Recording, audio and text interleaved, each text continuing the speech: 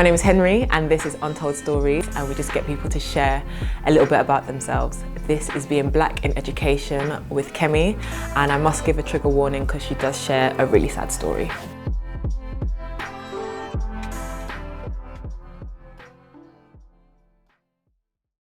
They're with you 1 minute and then you hear the next that this child has been arrested.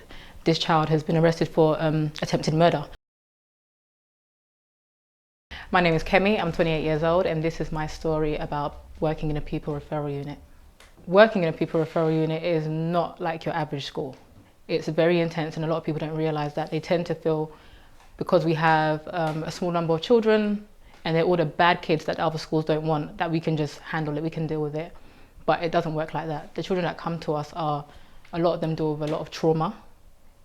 They have a lot of trauma they haven't dealt with. A lot of them have special educational needs that haven't been addressed. They don't have the right support.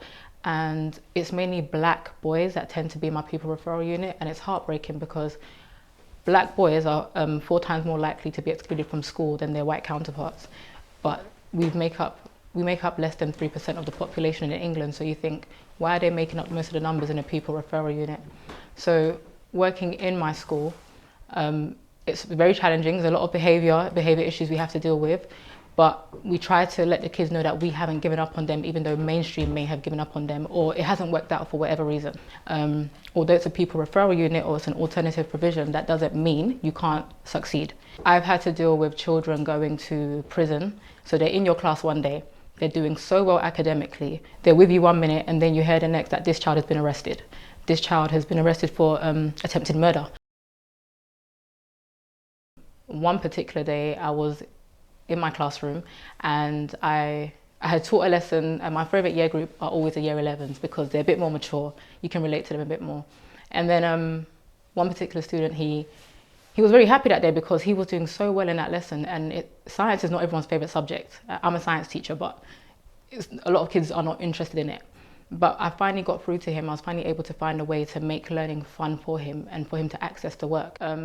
He went home, as you did, all the kids go home, and I came back to school the next day and the building was just, it was a bit weird. So I was thinking, what's going on? Why is everyone a bit on edge? No one's smiling, nothing like that. And I get up to staff briefing and they say, oh, last night, so-and-so got stabbed on his way home. Okay, and I thought, nah, it can't be my kid. And I know it's not my child biologically, but you feel like they're your children. So I was like, no, it can't be, because at that time in London, there were about 5 stabbings within 48 hours and he was the 5th one.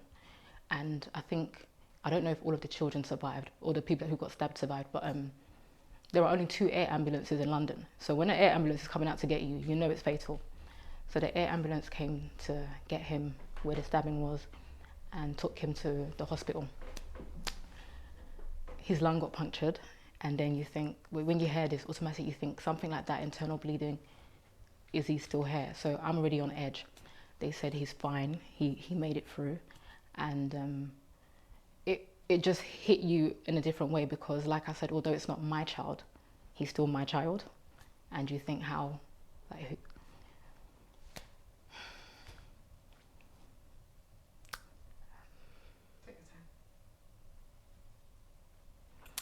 I haven't really been upset about this before because I don't really talk about it because he's fine, but clearly I don't think a lot of the teachers that are in school, they don't get the support mentally. And working in a PRU really gets you, okay, I didn't realise how overwhelming this would be because I haven't spoken about it like that. Yeah. This is weird because I never cried when it happened, so I don't know why I'm crying now.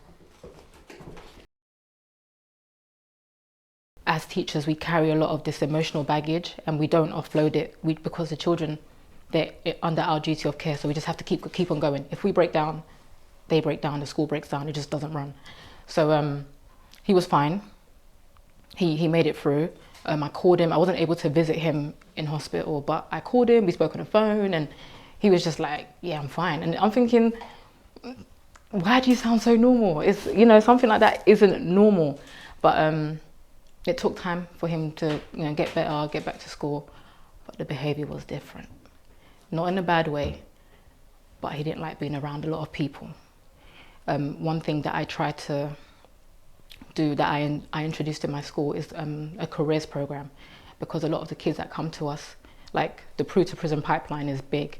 61% of like young offenders come from a PRU, and we want to like break that cycle. We don't want them to go to prison. So it's like a daily battle.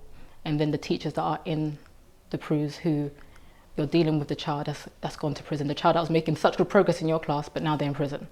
The child that was fine one day, but they're not here the next.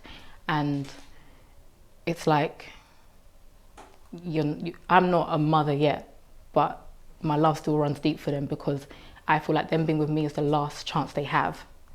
I don't want them to think we've given up on them as well.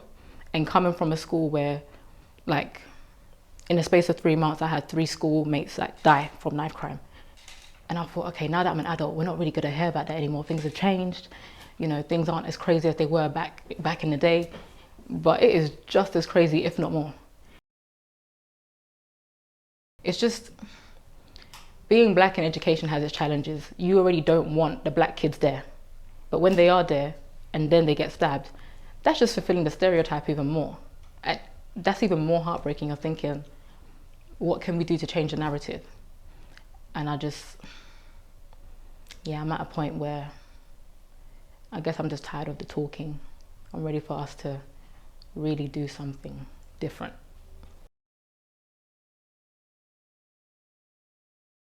Thank you so much for watching this episode of Untold Stories. If you have missed any episode, make sure you go back and watch, and make sure you subscribe as well for the episodes that are to come.